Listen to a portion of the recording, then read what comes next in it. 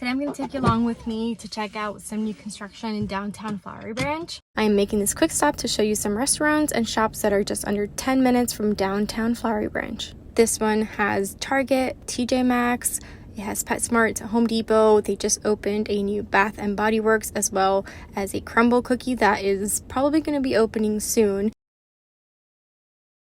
And across from this is a Publix along with other restaurants and other shops.